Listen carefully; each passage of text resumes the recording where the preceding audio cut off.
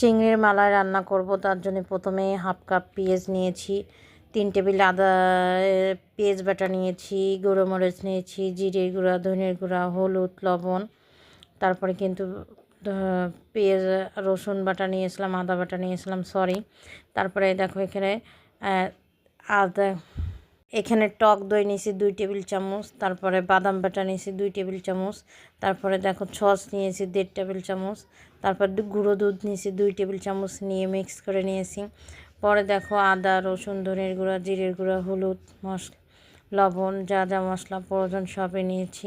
সেটাকে সুন্দর কষাই নিয়ে এখন টক দই বাদাম সেগুলো, সেই টক দই, তারপরে দুধ, তারপর বাদাম বাটা, সস মিক্স করে রাখছিলাম, সেগুলো আমি সুন্দর করে এখন মশলা দিয়ে কষা নিলাম। এটা একটু দুধের পানি কাঁচামরিচ দিয়ে রেডি করে রাখলাম। এখন আমি দেখো 10টা চিংড়ি মাছ নিয়েছি, এটাকে কষা নিয়ে নিচ্ছি। আজকের কিন্তু আমি নারকেল দিইনি, বাদাম বাটা দুধ বাটা শুধু দিয়েছি, আর সস দিয়েছি, দুধ বেশি দিয়েছি, টক দই দিয়েছি, দিয়ে সুন্দর করে দেখো কষাই নিয়েছি। কষানোর পরে দেখো তেল উঠে গেছে, এই পর্যায়ে আমি সেই দুধটুক আর কাঁচামরিচটা দিয়ে দিলাম। তো শুভরাত্রি, যে যেখানে আছো নিশ্চয়ই ভালো থাকো। তারপরে দেখো আমার চিংড়ি মাছের পানি কিন্তু আমি বেশি দিইনি, অল্প একটু দিছি। দারুণ হয়েছে রান্নাটা, করে দেখো হয়ে গেছে।